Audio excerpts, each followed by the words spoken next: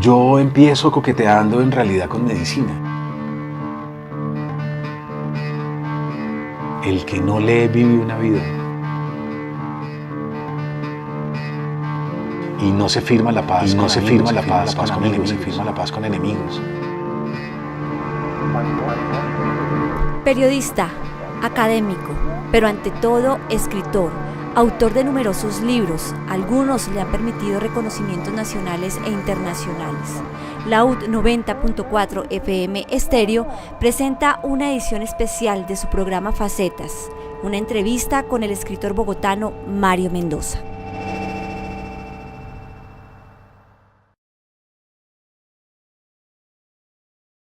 Yo empiezo coqueteando en realidad con medicina. Yo empiezo haciendo algunos escarceos, algunos movimientos hacia allá, quizás un poco sublimando la imagen de mi padre, que era un médico veterinario y biólogo de la Universidad Nacional, y tenía como cierta atracción por la ciencia y por el mundo de la medicina, sobre todo por el mundo de la psiquiatría. Yo sabía que si algún día iba a ir hacia la psiquiatría tenía que hacer primero una larga escala en medicina para poder llegar allá.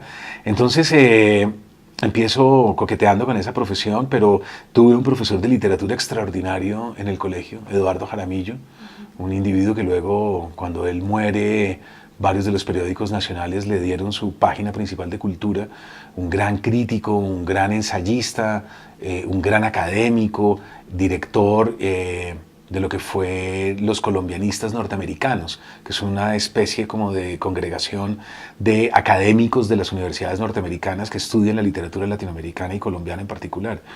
Él fue mi profesor de literatura en el colegio, en el Refus, y eso para mí significó un cambio total de coordenadas. Yo por primera vez entendí la magia de lo que era leer, la fuerza, el misterio de lo que estaba detrás. Y Eduardo era tan buen maestro, era un profesor tan sorprendente, que creó 3 escritores en el aula de clase, que hoy en día estamos publicando regularmente. Ramón Cote Baraybar, él es el hijo del gran poeta de la generación de mito, Eduardo Cote Lamus. Santiago Gamboa, que está publicando con Random House Mondadori, un extraordinario escritor compañero mío de generación, y yo.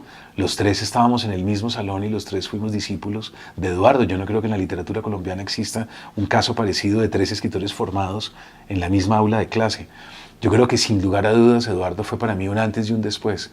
Y a partir de ese momento me reconocí como una persona que no servía para nada, sino solo para leer y escribir. Lo único que amaba con locura en realidad era leer, tomar notas, soñar, fantasear, y me gustaba mucho empezar a calentar la mano en mis primeros textos a los escasos 16, 17 años.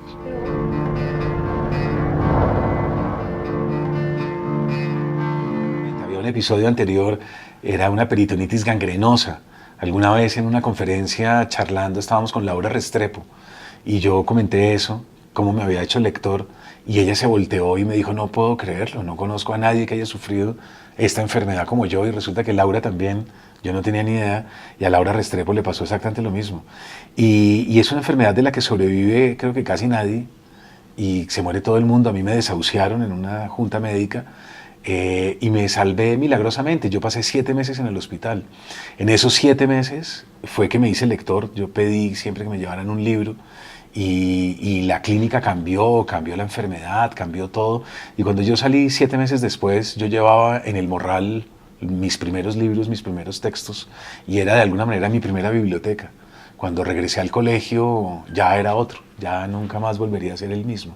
Ese episodio y después mi profesor años después ya en el bachillerato, yo creo que me marcaron para siempre.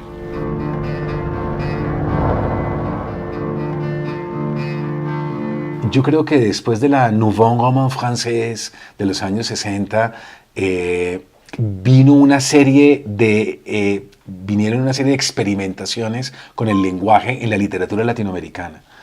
Y hubo algo, y es que el escritor o el intelectual creía que en la medida en que la obra fuera armada de una manera o de un modo muy complejo, muy abigarrado, casi que todo el neobarroco tiene que ver también con esta mentalidad, en la medida en que hubiera muchos cambios de narradores, muchas voces, ¿verdad?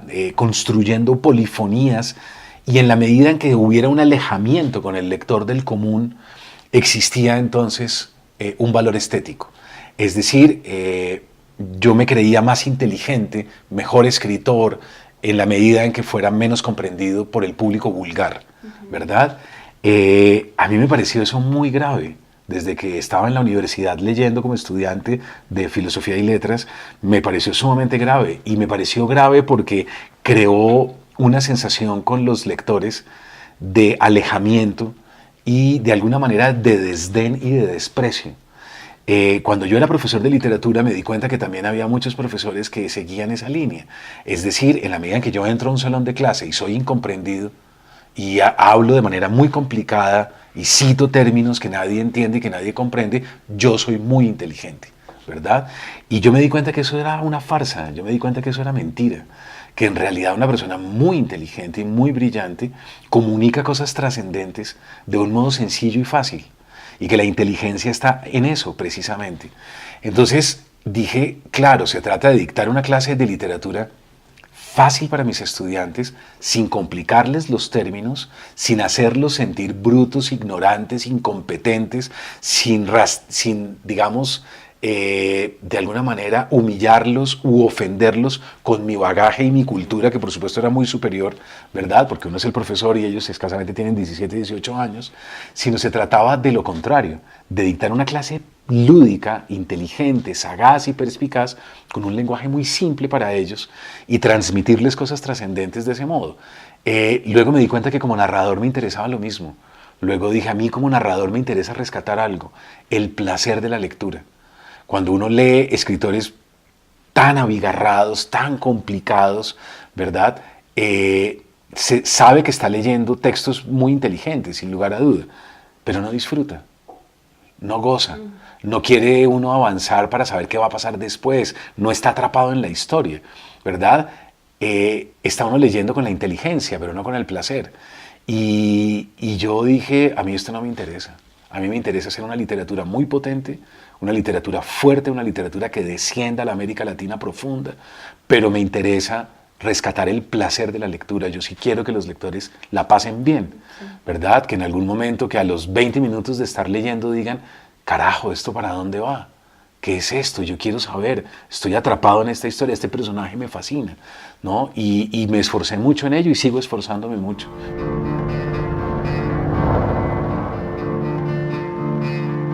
Ese es el esfuerzo del escritor, es como un pacto con el lector de decirle, quédese quieto, espere, yo lo voy a coger de las solapas, lo voy a sostener en el aire unos cuantos minutos y le voy a contar una historia que quizás le cambie su vida para siempre.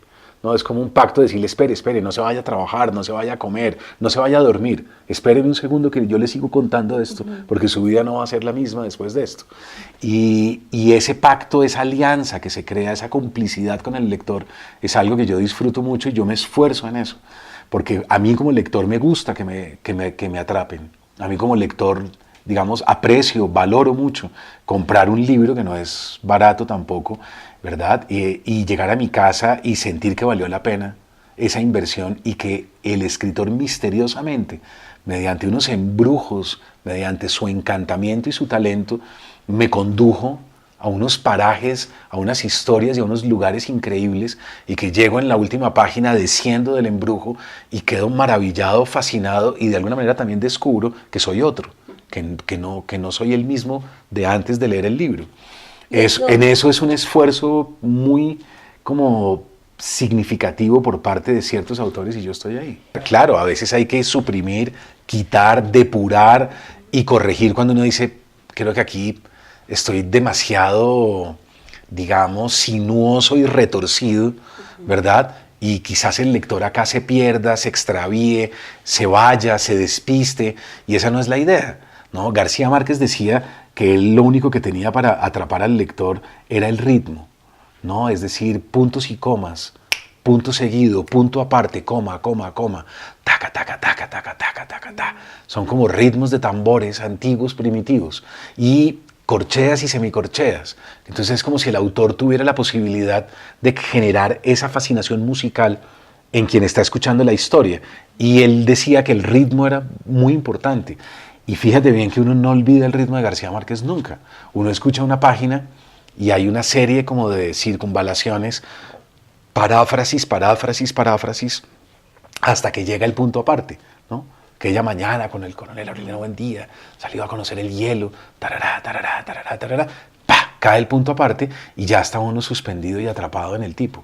En el caso mío es un ritmo muy veloz de coma, coma, punto seguido, punto seguido. Entonces yo me esfuerzo mucho en el ritmo, hay que leer en voz alta, hay que corregir y hay que depurar. Y eso que para el lector parece tan sencillo y tan fácil, en realidad es muy complicado y es el producto de muchas correcciones.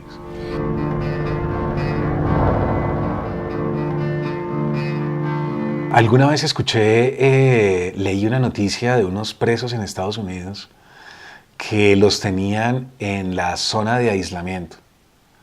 Y ellos se quejaron y dijeron que era una violación a los derechos humanos, que no tenían, o sea, que los castigaran como quisieran, que les quitaran la salida al patio, en fin, pero que no los aislaran, porque uno de ellos había estudiado con mucho detalle y era un medio erudito en el tema, había estudiado con mucho detalle el funcionamiento del cerebro social.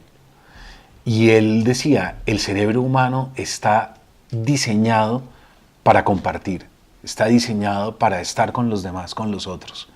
Si ustedes nos aíslan, ese es el origen, digamos, de la demencia, de las depresiones, de los intentos de suicidio dentro de la zona de aislamiento. Y esto no es justo, ustedes no pueden ser tan crueles, nosotros podemos cometer errores, podemos ser violentos, pero ustedes no pueden ser más violentos que nosotros. Entonces con estos castigos ustedes demuestran que son peores todavía, más agresivos y más sádicos de lo que podemos ser nosotros. A mí me pareció un reclamo maravilloso. Yo recordé que en García Márquez, en Relato de un náufrago, él se esfuerza mucho por contar que este individuo que había pasado días y días y días y días naufragando solo en alta mar, cuando de repente lo encuentran, no pide agua ni pide comida, que se supone que está deshidratado, está en una anemia que también le genera algunos disturbios en la percepción. No, lo que él quiere es hablar, lo que él quiere es contar su historia, que lo oigan de qué es lo que le ha sucedido y cómo ha sufrido. Entonces yo me doy cuenta que estamos diseñados para el otro. Es algo que hemos perdido con las redes sociales, es algo que hemos perdido con Internet.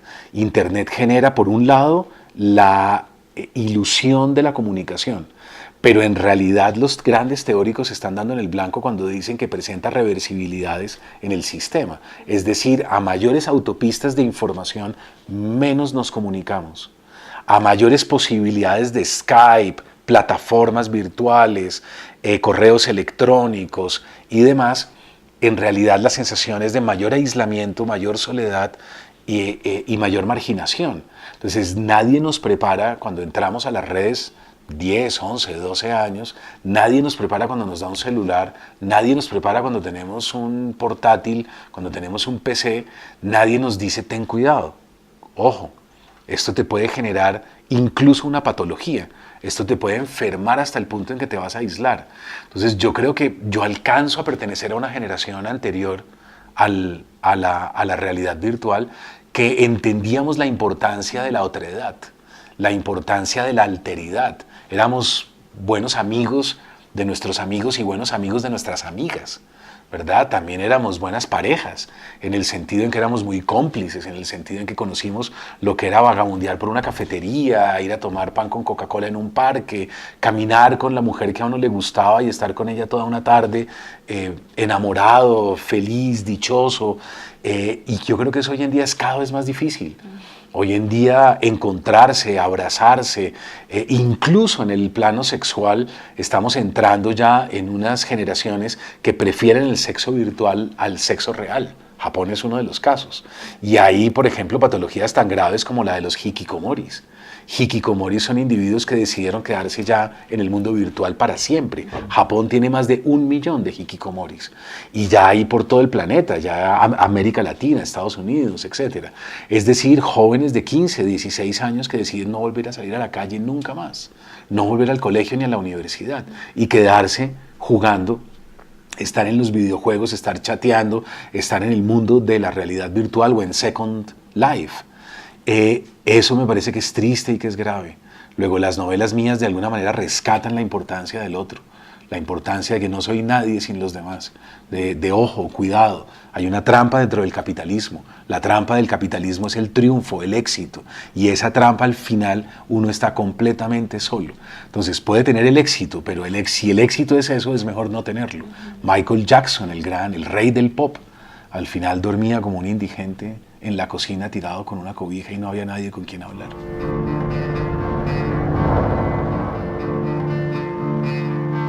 Tengo una de mis grandes frustraciones, es que yo no navego, investigo, leo mucho, pero no tengo ni idea.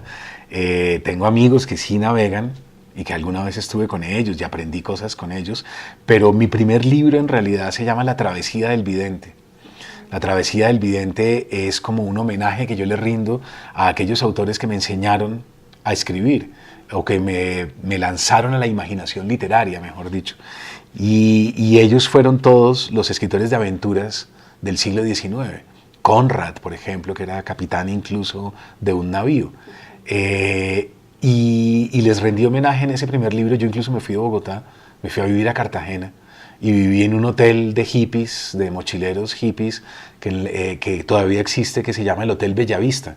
Eso queda en la avenida Santander, número 4650.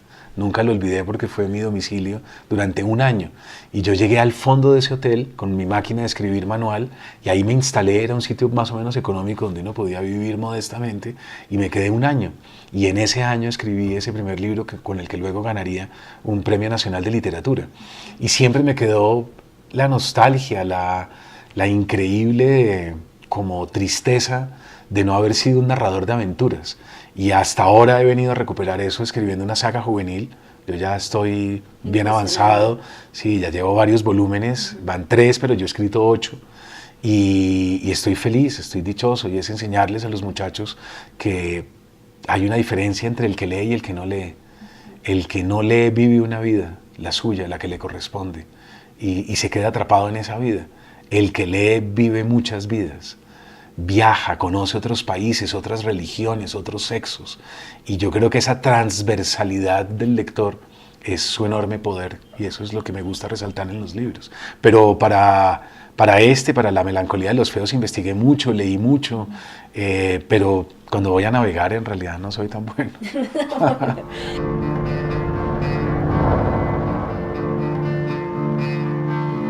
Yo creo que hay algo muy misterioso y raro, y es que el cerebro primero estudió el páncreas, el cerebro primero estudió el estómago, el cerebro primero estudió el hígado, ¿verdad? La historia de la medicina de alguna manera es eso, el cerebro estudiando el pie, el cerebro estudiando la rodilla, el cerebro estudiando los órganos, el cerebro estudiando el corazón.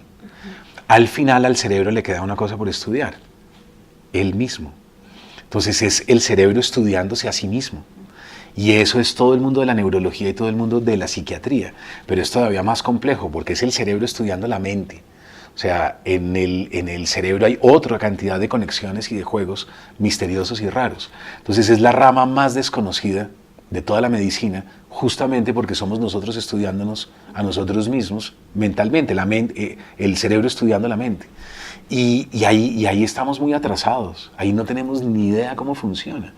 Entonces, por ejemplo, todavía hay gente que sigue creyendo en la identidad, que uno dice no puede ser, después de Freud, después de todo el psicoanálisis del siglo XX, ¿cómo es posible que alguien crea que todavía dirige su vida o coordina su vida racionalmente?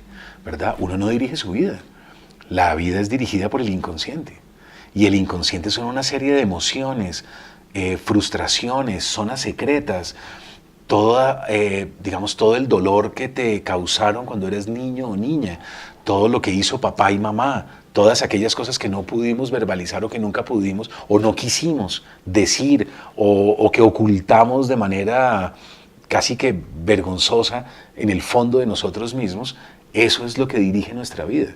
Y en realidad elegimos a nuestras parejas sentimentales, por ejemplo, de una manera inconsciente. Nadie elige racionalmente y fracasamos y fracasamos y fracasamos y volvemos otra vez y caemos en las mismas relaciones y en las mismas cosas y uno dice, pero es que ¿qué está pasando? ¿Por qué? Y a veces uno se lo atribuye incluso al otro género. Entonces dice, no, es que los hombres ahora todos son así, o las mujeres es que ahora es imposible. Y en realidad soy yo. En realidad es que yo nunca hago la autocrítica, que es lo más importante. Entonces seguimos regidos por otro. Nadie se sueña lo que quiere, uno sueña lo de otra persona que está adentro. ¿Quién escribe esos guiones? ¿Quién me asusta? ¿Quién me dirige? ¿Quién me gobierna? ¿Verdad? Ese misterio, eso creo que para un escritor es fascinante y es a lo que yo me dedico permanentemente.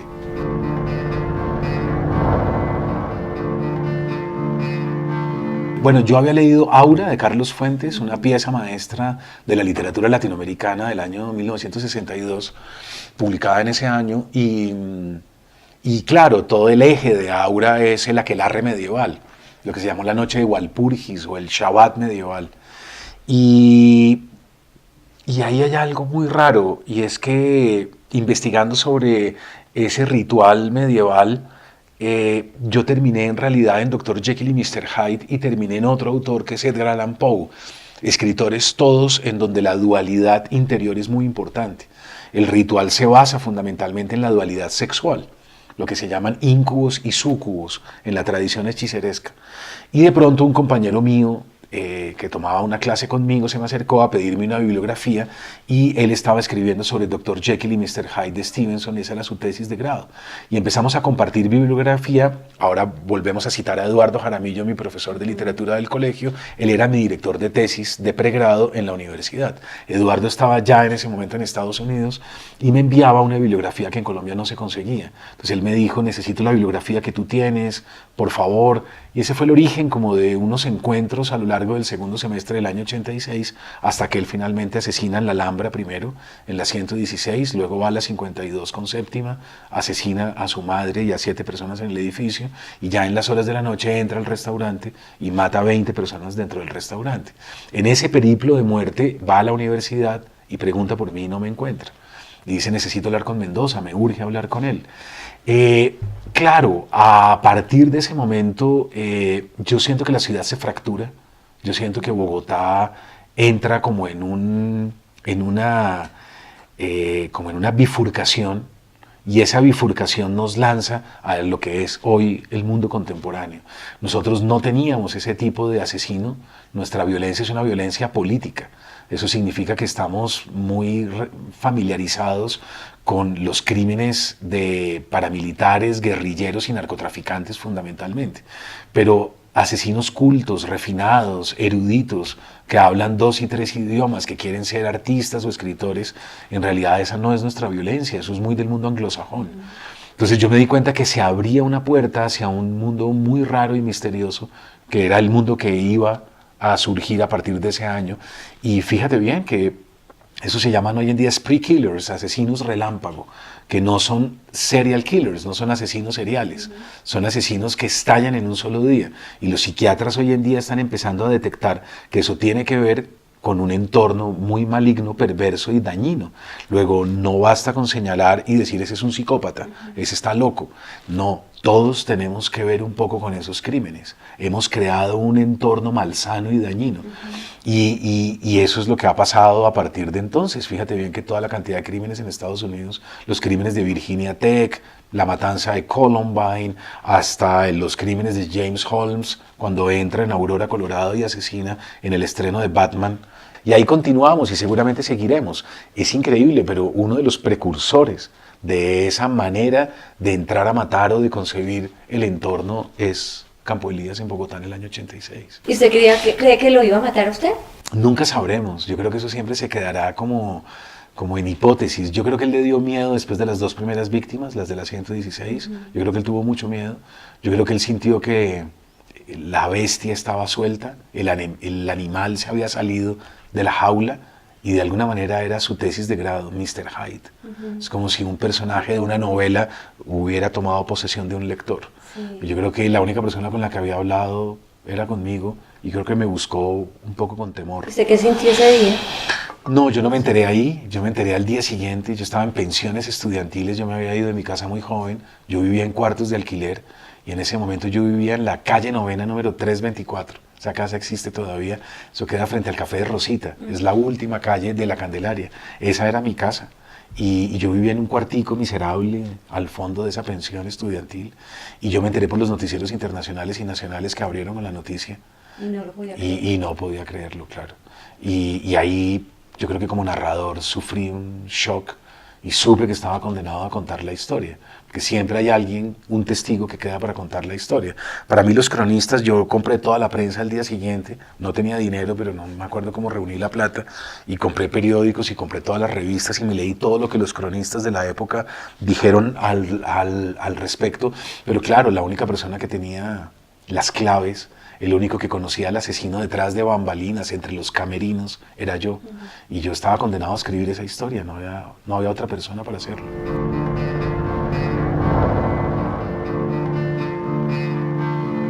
Yo me demoré 15 años escribiendo ese libro, yo tendría que ir a España, ir a Medio Oriente, regresar, me demoré mucho, hice 3 versiones y fallé en las 3.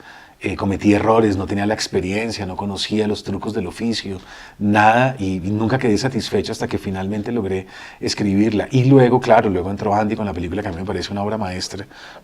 Me parece que Andy hizo un trabajo genial, extraordinario. Siempre me dio mucha alegría haberle entregado los derechos a una persona como él. Yo creo que Andy es muy talentoso y cuando tú estás frente a un artista tan talentoso, tú no lo puedes condenar a que haga exactamente lo que tú hiciste en el libro, porque no es un ilustrador del libro, ¿verdad? Es un artista que a partir del mundo que tú construiste va a crear el suyo, respetando, por supuesto, ejes centrales que están ahí. Entonces, no son los mismos personajes, faltan 2 o 3 que están dentro de la novela, pero uno no juzga una película a partir de la relación con el libro, uno juzga una película cinematográficamente, estéticamente, en sí misma. Y el libro es juzgado a partir del libro, cada uno en lo suyo.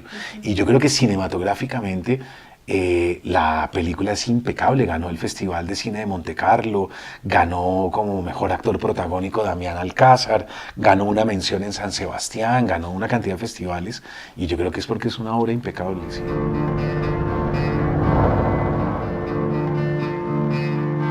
Las dos cosas, la adoro, no me he podido desprender de ella, no me veo viviendo en otro lugar del mundo, me cuesta mucho trabajo. Cuando he viajado para estudiar o para trabajar, para dar clase, etcétera, siempre sufrí una nostalgia enorme, inmensa. Yo nunca estoy completo hasta que no regreso y estoy en mi ciudad de nuevo.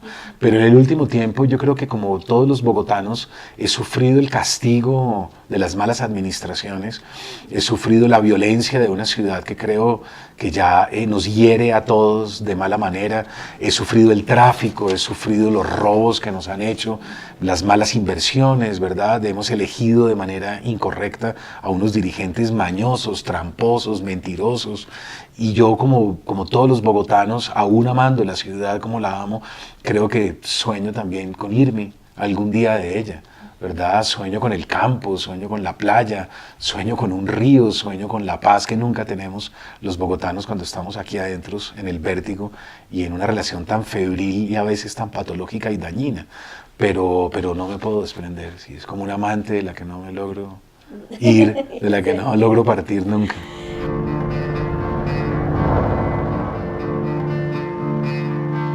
Hay que dejarlo todo en el camino, es una profesión muy exigente.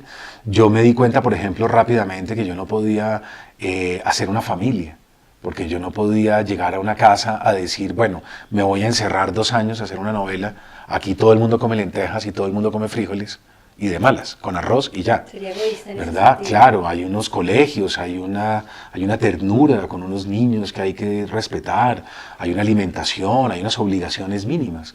Y yo quería entregarme de tiempo completo, yo era un narrador radical, yo soy como un radical extremo en todo lo que hago. Entonces yo dije, me toca sacrificar esa parte de mi vida, tuve que sacrificar relaciones sentimentales, mujeres a las que quise con locura, y despedirme en algún momento porque yo me daba cuenta que yo no era un hombre para construir un futuro con él. Yo ya estaba casado con otra cosa. Entonces, y ese delirio también que crea la escritura. La escritura trastoca los horarios. Entonces uno empieza a escribir a la madrugada, uno empieza a escribir en las horas de la noche, duerme de día, pide domicilios, está uno almorzando a las 5 de la tarde o a las 6 de la mañana cuando no corresponde, todo es un caos y es porque uno está atrapado en otra realidad y en otro mundo. Eso implica grandes sacrificios. Yo sacrifiqué muchas cosas, yo creo que lo sacrifiqué todo, incluso sacrifiqué mi bienestar económico, porque hubo un momento en la academia cuando yo fui a Estados Unidos a dar clase en el que me ofrecieron una beca para un doctorado y yo me di cuenta que si yo me quedaba en Estados Unidos nunca iba a volver a Bogotá y nunca iba a ser un escritor, iba a ser un académico prestante, iba a ser un divulgador de la literatura o un ensayista de pronto. Y ahí dije no, y tuve que decir no a eso también, y venirme a seguir luchando con todo mi ser lo que era una obra. Y claro, ahora estoy más que satisfecho, ahora me parece mentira, ahora veo los lectores, ahora llego a una feria del libro, me reconocen en alguna librería o en algún cine y siento un cariño inmenso por los lectores. Yo no sé cómo ni en qué momento empezaron a defenderme, yo no sé en qué momento la obra empezó como a dar en el blanco de su tiempo y de su época. Pues yo no sé si fue como a partir de la locura de nuestro tiempo y la importancia de morir a tiempo que la obra se fue consolidando misteriosamente y los lectores fueron como encontrando en la obra quizás un espejo de la época y diciendo esto es verdad, esto es cierto, este narrador, yo siento cosas con él y siento que con su obra hay algo que me comunica, ¿verdad? Irracionalmente. Y es muy gratificante. Ahora tengo lectores de 10 y 11 años con la saga juvenil y da una sensación de satisfacción increíble. Yo creo que una de las claves de la vida y que a uno nadie se la enseña es el sentido profundo de la existencia. Es decir, algún día terminaremos en un consultorio y nos darán un diagnóstico de cáncer o de alguna otra cosa peor. Y no hay nada que hacer, hay que morirse. De alguna cosa nos vamos a morir. Y en ese momento, ¿de qué se agarra uno?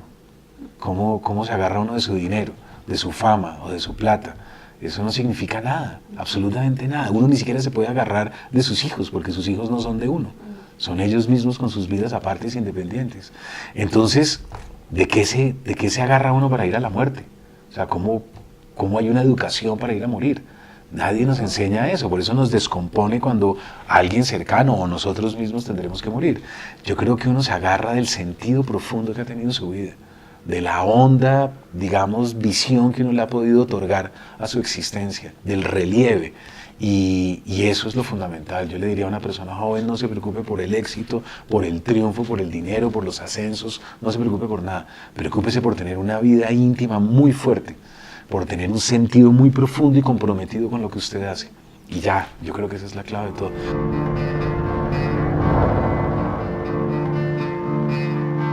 Creo que si yo empezara una familia hoy en día, o si lo intentara o lo lograra, no sé, cuando un hijo mío tenga una mayoría de edad, yo sería un tipo de 70. Sí. A veces no me parecería justo eso.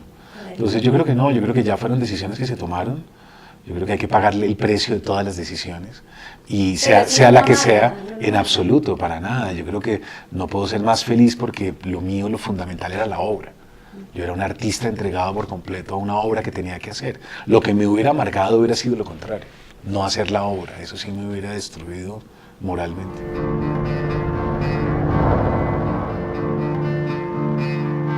Yo creo que dar clases de alguna manera es una forma de sublimar la paternidad.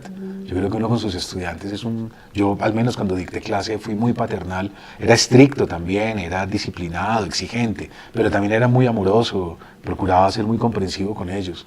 Y yo creo que es una manera de sublimar esa paternidad. Cada estudiante es un hijo espiritual que uno tiene. Y cuando voy a los colegios o a las universidades a hablar, yo siento en cada lector eso. Yo siento que tengo hijos en cantidad.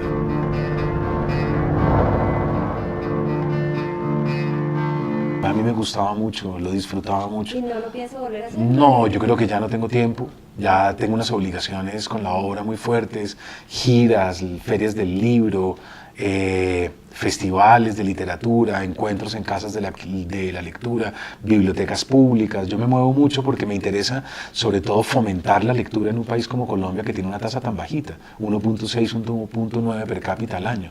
Eso bordea lo que llaman los analistas analfabetismo funcional, que es gente que sabe leer y escribir en teoría, pero que nunca pasa por una librería y nunca compra un libro.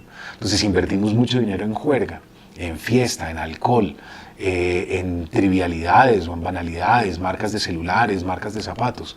Frente a las universidades, lo que prosperan no son las librerías, lo que prosperan son los bares y las tabernas.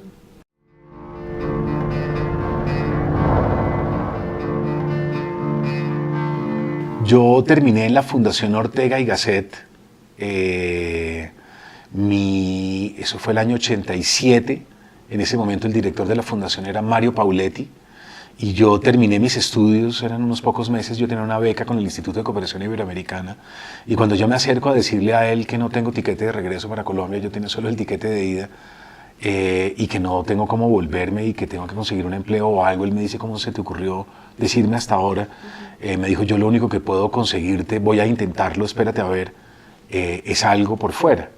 Entonces, pocos días después, él me dice: yo te tengo el enlace, el contacto con un kibutz, de pronto un kibutz de argentinos. Pauletti era uno de los amigos de Cortázar, y me dice: quizás podemos hacer un enlace para ir a dictar clase de español allá. ¿Por qué clase de español? Porque hablan hebreo y algunos hablan un español antiguo, ¿verdad? Incluso uno escucha a veces hablar en sefardí, que es la lengua de los judíos antes de la expulsión de España. Entonces, algunos de esos hijos de los del kibutz, de los integrantes del kibutz, iban a estudiar a Buenos Aires o a México y necesitaban un buen español, y ahí entraba yo en escena. Entonces, yo fui a trabajar en Mefalsim, ese kibutz queda en Hof Ashkelon, al sur de Israel. Estuve como voluntario y desafortunadamente en una requisa, en un operativo de seguridad de la Moshab en Jerusalén, capturan a unos miembros de la OLP. Y yo estoy en la mitad de esa captura. Yo no tengo nada que ver, pero termino detenido en lo que se llama una detención preventiva. Siendo mi abuelo libanés, mi abuelo por parte paterna era Simón Tepcherani, él se cambia el apellido en una notaría y se pone Simón Mendoza. Entonces de ahí vengo yo, es un Mendoza, porque mi abuelo creía que la violencia en Colombia iba a ser peor para aquellos que no eran católicos cristianos. Los conservadores eran muy agresivos y muy violentos con los que no iban a misa, los que no creían, los que no tenían fe católica estricta. Y siendo yo nieto, digamos, de libaneses, mi físico me delataba. Entonces, un individuo con un físico como el mío, en una zona del Medio Oriente, con un pasaporte colombiano, no dejaba de ser muy sospechoso. Y ahí viene una detención preventiva. Yo por fortuna salgo bien librado, no tengo nada que ver. Se comprueba que mis papeles están en orden, que yo no tengo ninguna vinculación con grupos terroristas, ni mucho menos, pero el susto fue terrible. Yo me despido de Santiago Gamboa, el escritor colombiano. Yo me despido en el aeropuerto de Barajas, en Madrid, y cuando yo me despido de Santiago en el aeropuerto, él lo puede constatar, nos llegó la Moshab ese día y nos separó, y nos encañonó en el aeropuerto, siendo territorio internacional y siendo de todos modos un territorio que estaba bajo la jurisdicción española. Ellos tenían armas dentro del aeropuerto y a mí me sacaron aparte. Les pareció muy extraño mi físico. Yo andaba con una tula del ejército de los Estados Unidos y ya desde ese momento yo empecé a ser sospechoso. A Santiago lo sacan aparte y solo nos podemos ver a través de un vidrio y nos despedimos a través de un vidrio, y yo me voy para el Medio Oriente. Eran unos años en donde viajar no era como ahora. Ahora hay Skype, teléfonos satelitales, teléfonos celulares. En ese momento era irse al fin del mundo. Yo nunca olvidé ese adiós con Santiago a través del vidrio.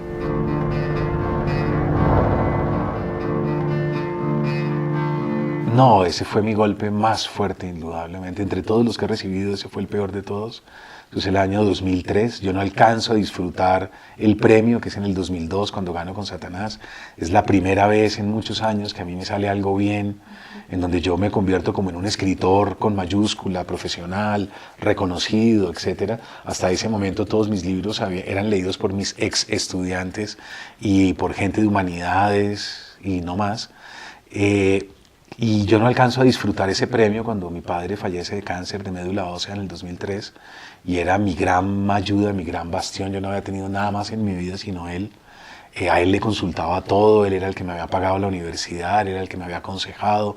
Un tipo formado en los años 70, en la época del free time, un individuo formado en Europa, en las mejores universidades, en París, en Londres, en Holanda, un tipo que hablaba 3, 4 idiomas, gran lector del boom latinoamericano, una biblioteca increíble, es decir, un tipo muy culto y muy sofisticado, y perderlo para mí significó, era un tipo alto, fuerte, me parecía imposible que se muriera mi padre primero que yo. Yo siempre dije, yo soy mucho más vulnerable, más débil, mi viejo va a ser como eterno. Es como la muerte del Dios, yo creo. Entonces, en algún momento, alguna vez leí que que para una mujer el antes y el después era tener un hijo, ¿verdad? Que la maternidad era el descubrimiento de una nueva psique, de un nuevo cuerpo, una nueva relación con el mundo.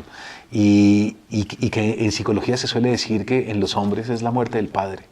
La muerte del padre es lo que los marca definitivamente. Pero para mí fue terrible porque yo no era papá. Entonces ya no era un hijo y tampoco era un padre. Entonces biológicamente estaba suspendido en la nada. Y eso me creó una perturbación rara, una sensación de estar como en un vacío ontológico. Y yo sentí que lo había abandonado en el último tiempo, que lo había dejado solo, que yo no había sido el mejor amigo al final de su vida. Ya él se había jubilado de la Universidad Nacional y hizo un duelo lleno de culpas. Y eso no es correcto, eso no es verdad, eso es una educación que está ahí desde chiquitos. Detrás de nosotros está esa educación judeocristiana de la culpa. Y eso yo creo que me enturbió todo el proceso. Y ya mucho tiempo después fue que vine a darme cuenta que yo estaba pasando por una depresión. Y la depresión era un duelo mal hecho.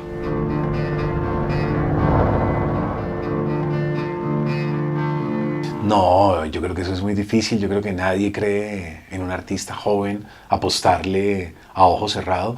Yo creo que el único ejemplo que yo conozco es Héctor Abad, cuando nos cuenta en El olvido que seremos, ¿verdad? Que su padre tan amoroso confió en él desde siempre, desde el comienzo. Yo creo que por eso ese libro es tan bello, porque es una relación padre-hijo única, casi que ideal.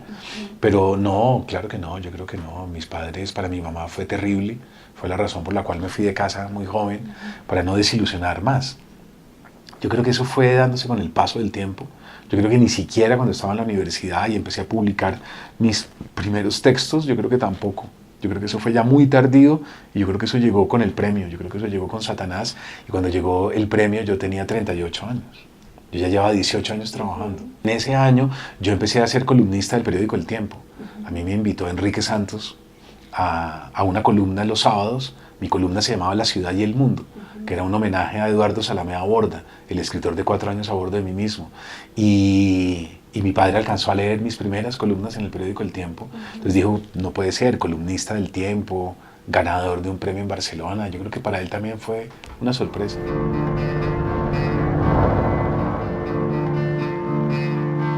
Yo decía periodista porque me parecía que era como menos... Es decir, como que escritor me parecía a mí que era un nivel de entrega, de dedicación y como una zona sagrada de la realidad, ¿verdad? Yo creo que el arte pertenece en los orígenes, digamos, el arte, la religión y la medicina eran una sola cosa. Después esas ramas se desprenden y aparece la medicina, un chamán es un médico y un chamán es también un sacerdote, ¿verdad? Pero poco a poco la religión coge por un lado, la medicina coge por otro y el arte se especializa y pues va por este. Entonces, yo siempre tuve una sensación de el arte como una cosa sagrada, como decir soy sacerdote, ¿no? Me dediqué a Dios. Eso es una cosa como con mayúscula. Mientras me parecía que el periodismo, aún siendo difícil y extraordinario y maravilloso, era una cosa más prosaica, era una cosa más humana, era una cosa más del mundo de cualquier trabajo y cualquier oficio. Entonces yo sentía que yo no mancillaba a nadie si decía periodismo, porque había escrito algunas cositas y había publicado ya en prensa. Pero yo creía que si yo decía escritor y no tenía el suficiente respaldo en una obra, alguien me podía llamar la atención y decirme, no sea mentiroso, usted todavía no es un escritor, ¿por qué dice eso? Entonces era como un respeto por la profesión y por lo que te cuento, porque se sentía que el arte estaba en una línea distinta. Me parece que las fronteras no están tan claras. Los cronistas, se dice incluso que la crónica periodística es es un género literario. ¿Por qué? Porque esa división no es tan clara. Pero aún así no me atrevía a poner escritor. Yo puse escritor ya mucho tiempo después.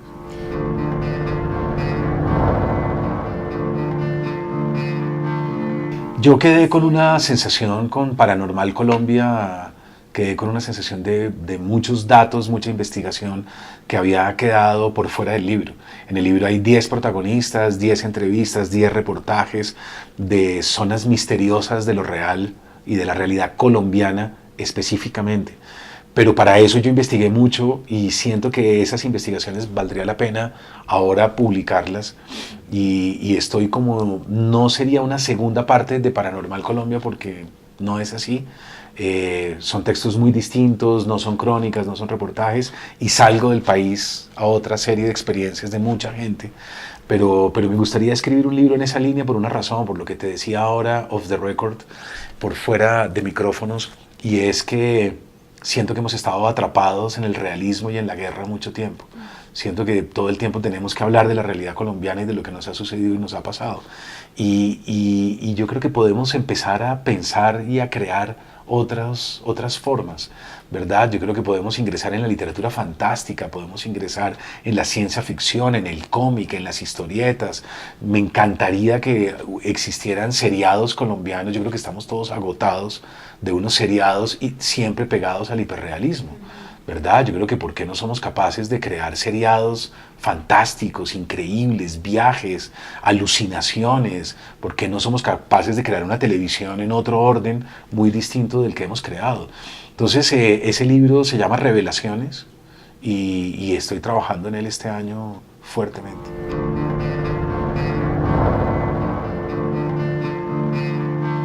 Yo me demoro haciendo incluso a veces trabajo de campo. Por ejemplo, para la saga he hecho un trabajo de campo en cada país. Entonces yo, si el libro sucede en Guatemala, he ido hasta Tikal, he viajado, voy a veces con los ilustradores, voy a México, voy al Amazonas, tengo que ir a Perú, a Cusco, en fin, hago un trabajo de campo muy exhaustivo para ser lo más fiel posible. A mí me gusta que el lector sienta que es transportado. Y yo creo que por internet yo no logro eso, yo no logro estar percibiendo de manera directa el objeto que voy a narrar.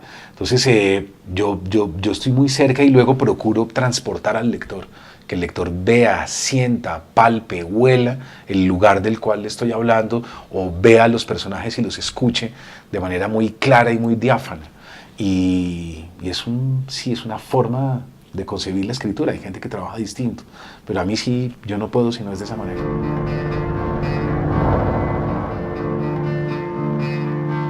En absoluto, para nada. Esos son una serie de mitos de gente que no conoce el mundo editorial. Yo nunca en mi vida he recibido una llamada de un editor mío diciéndome que tengo que hacer esto o que tengo que hacer lo otro. Eso sería primero una falta de respeto increíble, ¿verdad? Porque uno no es un mercachifle.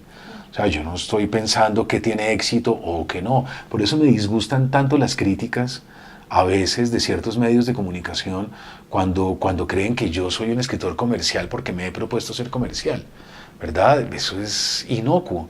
Y me da mucha rabia también porque yo veo que son personas que no se han leído los libros. Y yo creo que hay una cosa mínima en el mundo intelectual y es yo solo puedo hablar de lo que he leído. Punto. O sea, si uno no ha leído no puede opinar. Y yo no he visto, no conozco el primer crítico en Colombia, no conozco el primero, que haya leído mis libros que no tienen género, como La locura de nuestro tiempo, La importancia de morir a tiempo, que se haya leído Paranormal Colombia, que se haya leído los cuentos fantásticos, La travesía del vidente, etcétera, las novelas negras, policíacas, me clasifican siempre ahí, pero no se dan cuenta que yo tengo un espectro mucho más grande y que más amplio y que aparte de eso se haya leído los libros de la saga juvenil para poder opinar y para poder decir voy a dar una opinión sobre este escritor, ¿verdad? No, son de una ligereza y eso para mí la ligereza significa mediocridad. Entonces a mí me encantaría que alguien se tomara el trabajo de leerse los libros, anotar, decir Mendoza va por aquí, por aquí, por aquí. Parece que cubre un espectro muy variado, ¿verdad? Me encanta la entrevista contigo porque me he dado cuenta que te has tomado el trabajo de investigar y decir hay unos temas psiquiátricos, hay unos temas paranormales, eso demuestra de alguna manera un afán muy profesional por hacer una buena entrevista. A mí no me pasa eso cuando recibo las críticas literarias. Son opiniones a la ligera, dadas por unas personas muy ligeras, y eso es lo que es tan, digamos, tan molesto o tan fastidioso. Pero bueno, es parte del trabajo, son gajes del oficio, y hay que lidiar con eso también, hay que aprender a aguantarlo.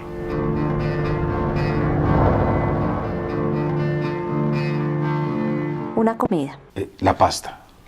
Un amigo. Dencho Quintero. Una mujer. Verónica Cortés. Sánchez. Cortés Sánchez. Un pasatiempo. Jugué squash durante mucho tiempo y lo extraño mucho, he dejado de jugar en el último tiempo. Un vicio. Increíble, no tengo vicios. Un momento. Un momento. La publicación de mi primera novela, La ciudad de los umbrales. Fue un momento para mí inolvidable verme impreso. ¿Qué le indigna? ¿Puedo extenderme? Sí. Que no entiendan buena parte de los colombianos la importancia del proceso de paz y de firmar ese proceso. Tenemos una oportunidad única, maravillosa. Nunca, en muchas generaciones no vamos a volver a tener una oportunidad como esta. Y no se firma la paz con amigos, se firma la paz con enemigos. Se firma la paz con la gente que no nos cae bien, que piensa distinto, que opina distinto, que ha cometido cosas atroces. Y algo que me parece muy extraño y muy raro es que los procesos de paz a nivel mundial siempre han sido la presión de la sociedad civil para que los combatientes se sienten a la mesa, negocien y firmen, ¿verdad? Se pongan de acuerdo y la sociedad civil presiona para no quedarse estancados en eso. Claro. En Colombia es al revés. Sí. En Colombia son dos bandos que lograron ponerse de acuerdo, ambos han cometido atrocidades. Uno no puede decir que es que los guerrilleros son asesinos y tal, y los otros no. Los otros exterminaron, por ejemplo, a todo un partido político que es la UP. El único partido que ha exterminado a todo un partido legalmente inscrito es Colombia. Y usaron su contubernio con los paramilitares para cometer las atrocidades más increíbles en el país. Ambos bandos han violado los derechos humanos, ambos bandos se han nutrido del narcotráfico. Cuando dicen, pero esos bandoleros que hacen parte del narcotráfico, cuando los colombianos empezamos a investigar hasta dónde llegaban los dineros ilícitos, llegamos al ministro de Defensa, que era Fernando Botero. Entonces, y llegamos al mismo presidente de la República, que era Ernesto Samper, ¿verdad? Y nos dimos cuenta que los dineros llegaban por vía estatal hasta las fuerzas militares y hasta la Casa de Nariño. Entonces, ambos bandos se han lucrado con el dinero del narcotráfico, han elegido presidentes con los dineros de los narcotraficantes. Ambos bandos han contrabandeado, se han enriquecido. ¿Qué es lo que hace que los bandos se sienten en la mesa y logren finalmente los acuerdos para construir un nuevo país, nuevas generaciones, y a los muchachos que vienen darles becas, posibilidades de que estudien, de que salgan, hagan maestrías, doctorados, de que no se endeuden, que no terminen una profesión y terminen finalmente endeudados para empezar a pagar préstamos educativos, ¿verdad? Entonces, yo lo que creo es que es la presión de la sociedad civil la que permite eso. En Colombia es todo lo contrario. Los bandos se pusieron de acuerdo, ellos dos ya firmaron, llevan 4 años, finalmente se pusieron de acuerdo, se dieron la mano y somos nosotros los que no queremos la paz. Entonces, si algo me indigna es cómo hago para transmitirle a los colombianos la importancia de esto y decirles, si ellos logran allá eso y nosotros no apoyamos el acuerdo, ¿qué significa? Que el problema no es la guerrilla. Y el problema no son los paramilitares, el problema somos nosotros.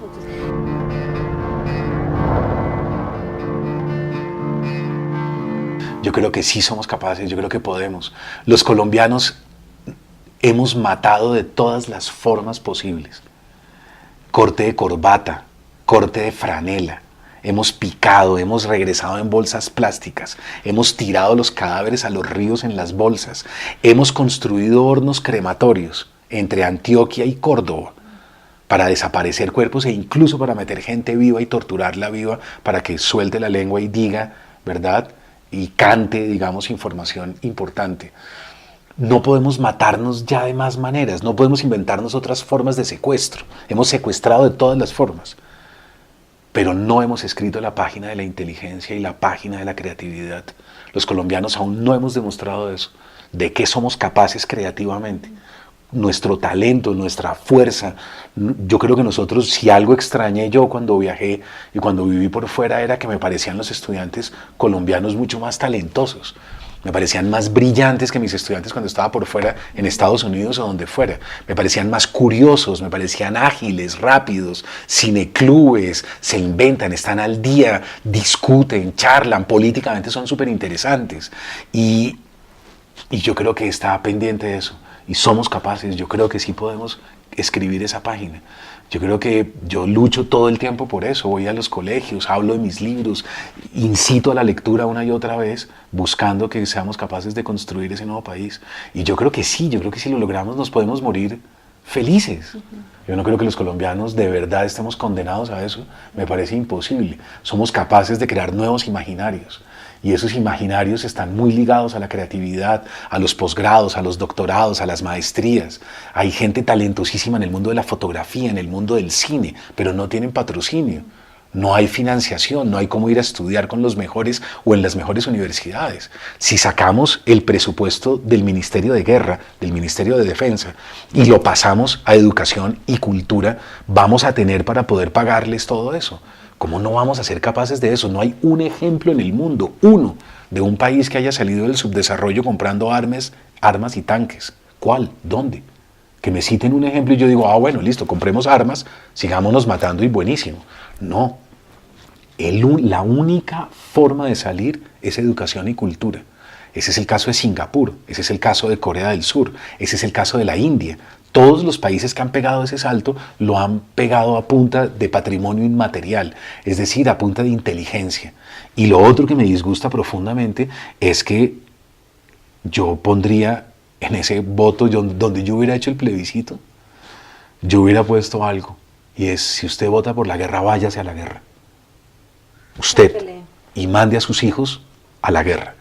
O sea, pero es que aquí hay una doble moral, aquí hay algo que es moralmente incorrecto, y es que yo voto por la guerra, o sea, voto por no tener el proceso de paz, pero mando a que se mueran otros, a que se maten otros. Y hacer la guerra con sangre ajena es muy fácil, pero si uno es consecuente, entonces uno debe firmar e irse para la guerra y decir, yo voto por esto, yo pongo mi pellejo en esto. ¿Cuántos hijos de senadores de la República están en contraguerrilla? ¿Cuántos hijos de representantes a la Cámara están en contraguerrilla? ¿Cuántos hijos de grandes empresarios colombianos o de estratos 5 y 6 están en la guerra? 0.0, te lo podría garantizar. No, es votar para que se vayan a morir los estratos 1 y 2. ¿Por qué? ¿Por qué los estratos 1 y 2 no pueden ser médicos? ¿Por qué no pueden ser arquitectos, ingenieros? ¿Por qué no podemos mandarlos? Eso es de una crueldad increíble. Entonces yo creo que la gente debería reflexionar, la gente debería dejar de ser tan cruel y la gente debería decir, sí podemos, voy a dar un voto por la paz para construir un nuevo país y una nueva nación. ¿Izquierda o derecha? Centro, demócrata total y convencido absoluto. Yo creo que no hay nada más revolucionario que la igualdad.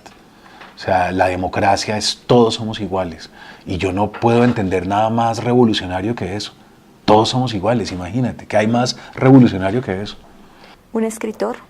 Un escritor colombiano, Eduardo Salamea Borda, con 4 años a bordo de mí mismo, entre muchos otros que me gustan. Por fuera, un peruano, Alonso Cueto, acaba de publicar una novela que se llama La Pasajera, y basados en esa novela hicieron Magallanes, la película que creo que todavía está en cartelera, no estoy seguro. ¿Una película? Tarkovsky, todas las de Tarkovsky, todas las películas de Andrei Tarkovsky.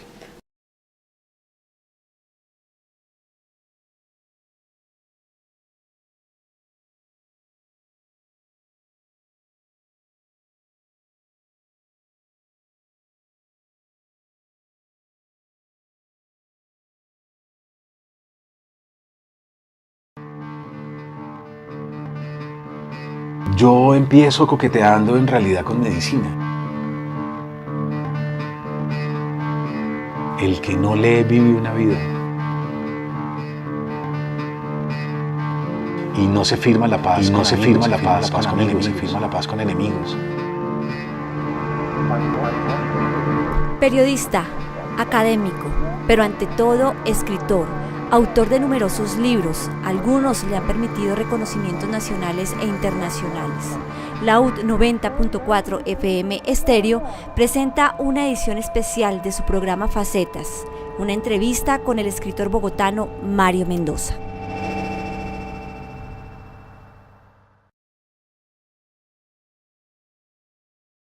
Yo empiezo coqueteando en realidad con medicina. Yo empiezo haciendo algunos escarceos, algunos movimientos hacia allá, quizás un poco sublimando la imagen de mi padre, que era un médico veterinario y biólogo de la Universidad Nacional, y tenía como cierta atracción por la ciencia y por el mundo de la medicina, sobre todo por el mundo de la psiquiatría. Yo sabía que si algún día iba a ir hacia la psiquiatría tenía que hacer primero una larga escala en medicina para poder llegar allá. Entonces empiezo coqueteando con esa profesión, pero tuve un profesor de literatura extraordinario en el colegio, Eduardo Jaramillo, un individuo que luego, cuando él muere, varios de los periódicos nacionales le dieron su página principal de cultura, un gran crítico, un gran ensayista, un gran académico, director de lo que fue los colombianistas norteamericanos, que es una especie como de congregación de académicos de las universidades norteamericanas que estudian la literatura latinoamericana y colombiana en particular. Él fue mi profesor de literatura en el colegio, en el Refus, y eso para mí significó un cambio total de coordenadas. Yo por primera vez entendí la magia de lo que era leer, la fuerza, el misterio de lo que estaba detrás. Y Eduardo era tan buen maestro, era un profesor tan sorprendente, que creó 3 escritores en el aula de clase, que hoy en día estamos publicando regularmente. Ramón Armada, de una manera o de un modo muy complejo, muy abigarrado, casi que todo el neobarroco tiene que ver también con esta mentalidad, en la medida en que hubiera muchos cambios de narradores, muchas voces, ¿verdad? Construyendo polifonías, y en la medida en que hubiera un alejamiento con el lector del común, existía entonces un valor estético. Es decir, yo me creía más inteligente, mejor escritor, en la medida en que fuera menos comprendido por el público vulgar, ¿verdad? A mí me pareció eso muy grave. Desde que estaba en la universidad leyendo como estudiante de filosofía y letras, me pareció sumamente grave. Y me pareció grave porque creó una sensación con los lectores de alejamiento y de alguna manera de desdén y de desprecio. Cuando yo era profesor de literatura me di cuenta que también había muchos profesores que seguían esa línea. Es decir, en la medida en que yo entro a un salón de clase y soy incomprendido y hablo de manera muy complicada y cito términos que nadie entiende y que nadie comprende, yo soy muy inteligente, ¿verdad? Y yo me di cuenta que eso era una farsa, yo me di cuenta que eso era mentira, que en realidad una persona muy inteligente y muy brillante comunica cosas trascendentes de un modo sencillo y fácil, y que la inteligencia está en eso precisamente. Entonces dije, claro, se trata de dictar una clase de literatura fácil para mis estudiantes, sin complicarles los términos, sin hacerlos sentir brutos, ignorantes, incompetentes, sin digamos, de alguna manera humillarlos u ofenderlos con mi bagaje y mi cultura, que por supuesto era muy superior, ¿verdad? Porque uno es el profesor y ellos escasamente tienen 17, 18 años, sino se trataba de lo contrario, de dictar una clase lúdica, inteligente, sagaz y perspicaz, con un lenguaje muy simple para ellos y transmitirles cosas trascendentes de ese modo. Luego me di cuenta que como narrador me interesaba lo mismo. Luego dije, a mí como narrador me interesa rescatar algo, el placer de la lectura. Cuando uno lee escritores tan abigarrados, tan complicados, ¿verdad? Se sabe que está leyendo textos muy inteligentes, torcido, ¿verdad? Y quizás el lector acá se pierda, se extravíe, se vaya, se despiste, y esa no es la idea, ¿no? García Márquez decía que él lo único que tenía para atrapar al lector era el ritmo, ¿no? Es decir, puntos y comas, punto seguido, punto aparte, coma, coma, coma, taca, taca, taca, taca, taca, taca, taca. Son como ritmos de tambores antiguos, primitivos, y corcheas y semicorcheas. Entonces es como si el autor tuviera la posibilidad de generar esa fascinación musical en quien está escuchando la historia. Y él decía que el ritmo era muy importante. Y fíjate bien que uno no olvida el ritmo de García Márquez nunca. Uno escucha una página y hay una serie como de circunvalaciones, paráfrasis, paráfrasis, paráfrasis, hasta que llega el punto aparte, ¿no? Aquella mañana con el coronel Aureliano Buendía, salió a conocer el hielo, tarará, tarará, tarará, tarará, ¡pah! Cae el punto aparte y ya está uno suspendido y atrapado en el tipo. En el caso mío es un ritmo muy veloz de coma, coma, punto seguido, punto seguido. Entonces yo me esfuerzo mucho en el ritmo, hay que leer en voz alta, hay que corregir y hay que depurar. Y eso que para el lector parece tan sencillo y tan fácil, en realidad es muy complicado y es el producto de muchas correcciones.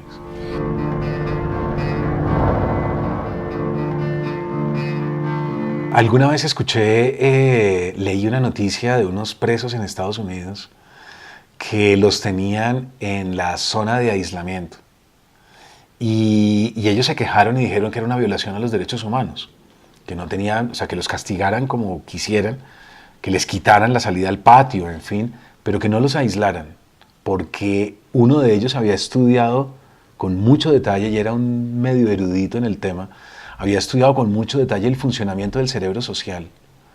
Y él decía, el cerebro humano está diseñado para compartir, está diseñado para estar con los demás, con los otros. Si ustedes nos aíslan, ese es el origen, digamos, de la demencia, de las depresiones, de los intentos de suicidio dentro de la zona de aislamiento. Y esto no es justo, ustedes no pueden ser tan crueles, nosotros podemos cometer errores, podemos ser violentos, pero ustedes no pueden ser más violentos, sin lugar a duda. Pero no disfruta, no goza, no quiere uno avanzar para saber qué va a pasar después, no está atrapado en la historia, ¿verdad? Está uno leyendo con la inteligencia, pero no con el placer. Y yo dije, a mí esto no me interesa. A mí me interesa hacer una literatura muy potente, una literatura fuerte, una literatura que descienda a la América Latina profunda, pero me interesa rescatar el placer de la lectura. Yo sí quiero que los lectores la pasen bien, ¿verdad? Que en algún momento, que a los 20 minutos de estar leyendo digan, carajo, ¿esto para dónde va? ¿Qué es esto? Yo quiero saber, estoy atrapado en esta historia, este personaje me fascina, ¿no? Y me esforcé mucho en ello y sigo esforzándome mucho.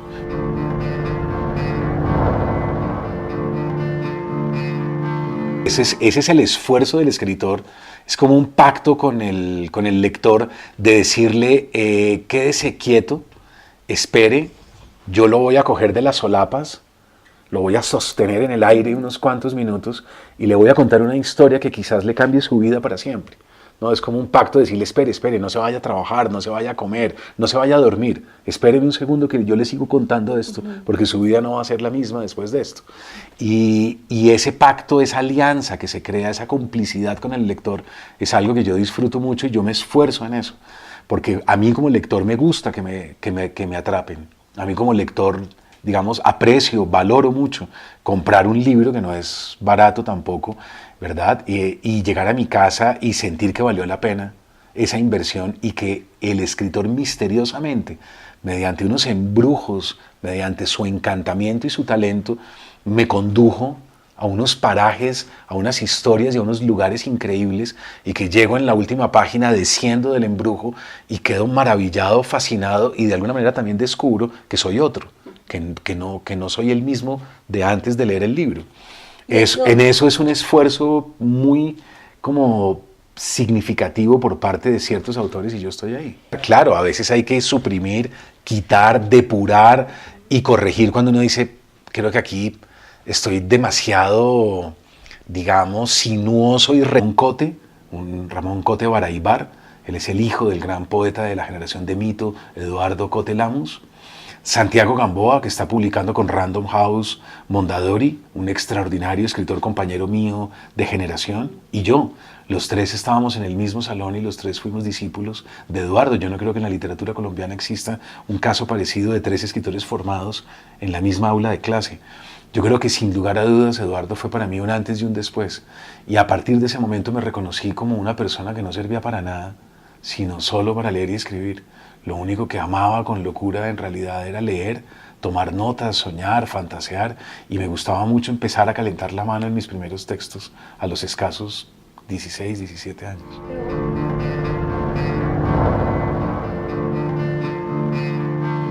Había un episodio anterior, era una peritonitis gangrenosa. Alguna vez en una conferencia charlando estábamos con Laura Restrepo y yo comenté eso, cómo me había hecho lector, y ella se volteó y me dijo, no puedo creerlo, no conozco a nadie que haya sufrido esta enfermedad como yo, y resulta que Laura también, yo no tenía ni idea, y a Laura Restrepo le pasó exactamente lo mismo.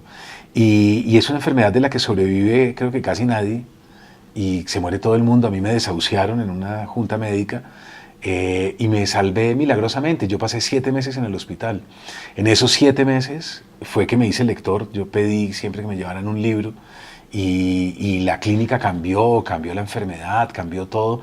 Y cuando yo salí 7 meses después, yo llevaba en el morral mis primeros libros, mis primeros textos, y era de alguna manera mi primera biblioteca. Cuando regresé al colegio ya era otro, ya nunca más volvería a ser el mismo. Ese episodio y después mi profesor años después ya en el bachillerato, yo creo que me marcaron para siempre.